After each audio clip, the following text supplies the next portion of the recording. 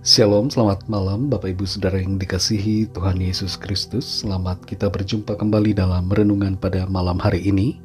Doa dan harapan saya saudara semua ada dalam keadaan yang baik, selalu bersemangat, penuh sukacita, bebas dari kecemasan, dipenuhi damai sejahtera, dan berlimpah berkat Tuhan.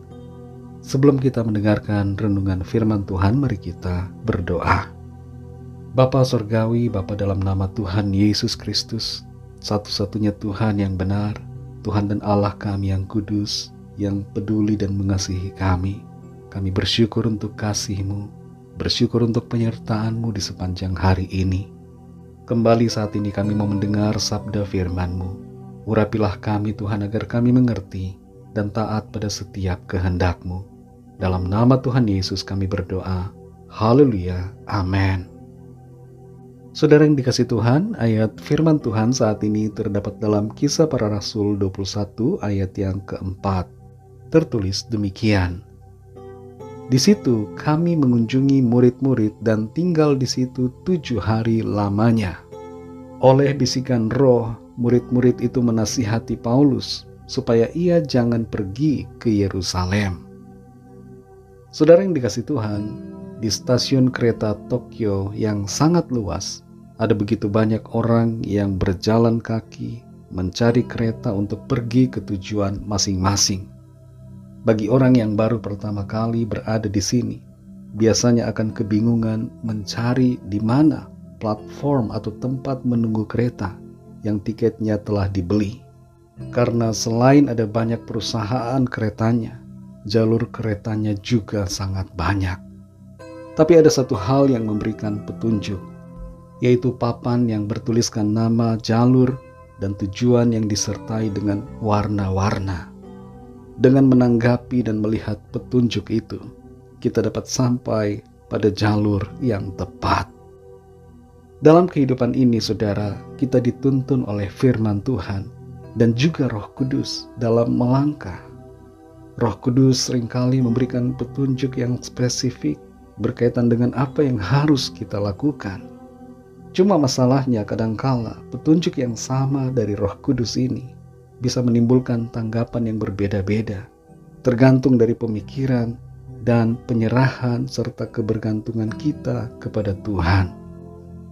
Dalam Kisah Para Rasul 21 ayat yang keempat ini tertulis, di situ kami mengunjungi murid-murid dan tinggal di situ 7 hari lamanya. Oleh bisikan roh, murid-murid itu menasihati Paulus supaya ia jangan pergi ke Yerusalem. Kita perhatikan di sini, saudara, bahwa para murid yang ada di sana mendapatkan bisikan roh. Mereka mengerti, mereka mendengar apa yang dinyatakan oleh Roh Kudus. Dan tanggapan mereka terhadap bisikan Roh Kudus adalah bahwa Rasul Paulus jangan sampai pergi ke Yerusalem, karena di Yerusalem Paulus akan ditangkap. Dan itu sebabnya mereka berusaha menasehati Paulus supaya jangan pergi ke sana. Tapi mengapa Paulus memaksakan dirinya untuk pergi ke Yerusalem, padahal sudah ada pernyataan Roh Kudus? Mengapa kelihatannya Paulus sepertinya tidak mau mendengarkan nasihat Roh Kudus? Apa yang sebenarnya terjadi di sini, saudara? Kita perlu sadari bahwa Rasul Paulus juga mendengar suara pernyataan Roh Kudus. Rasul Paulus sudah tahu apa yang akan terjadi dan apa yang akan dialaminya di Yerusalem. Dia tahu oleh karena pernyataan Roh Kudus. Tapi kembali kita perhatikan, kita lihat bahwa tanggapan Rasul Paulus terhadap suara Roh Kudus berbeda dengan tanggapan dari para murid. Sementara para murid memaksa Paulus supaya jangan pergi, Paulus menanggapi suara Roh Kudus itu untuk pergi ke sana. Kenapa demikian, saudara? Karena memang di dalam hati Paulus, Roh Kudus menetapkan supaya Paulus pergi. Tujuan Paulus pergi ke Yerusalem mengandung sebuah rencana yang lebih besar. Di sana dia akan ditangkap dan dibawa ke Roma, menghadap para pembesar dan raja, untuk membawa kemuliaan Tuhan sampai ke Roma dan bahkan juga sampai ke bangsa-bangsa lain. Kita ingat suatu peristiwa di mana Tuhan Yesus menyatakan bahwa ia akan disalibkan. dan dibunuh. Dan pada waktu itu Petrus mengatakan bahwa jauhlah hal itu terjadi. Dan setelah itu Tuhan Yesus menegur Petrus, mengatakan, "Enyahlah engkau iblis."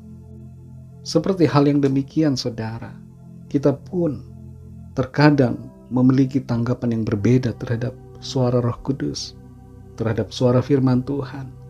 Firman Tuhan berkata A, kita tanggapi B. Firman Tuhan mengatakan sesuatu, tapi kita menanggapinya dengan sesuatu yang lain.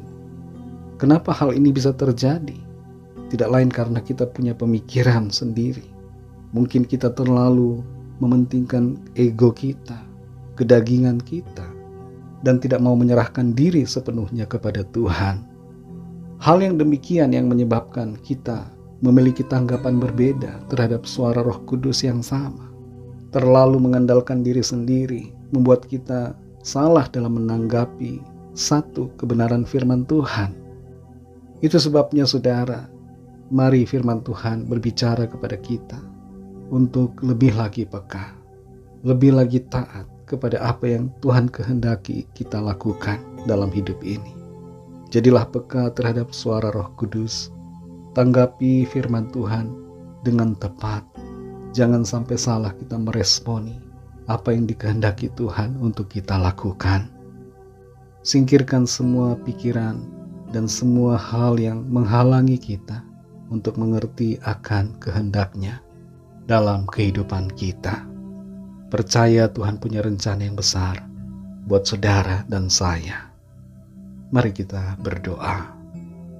Bapa, dalam nama Tuhan Yesus Kristus, terima kasih kami mengucap syukur untuk firman-Mu yang sudah kami dengar saat ini. Ajar kami Tuhan untuk semakin dan lebih lagi mengerti akan kehendak-Mu dan memberikan tanggapan serta respon yang benar terhadap suara-Mu ya Tuhan. Mampukan kami untuk mengerti dan semakin peka terhadap kehendak-Mu. Malam ini kembali kami akan beristirahat. Kami mohon berkat perlindungan-Mu Tuhan atas setiap kami. Dan saat ini juga kami berdoa membawa setiap pergumulan kami masing-masing.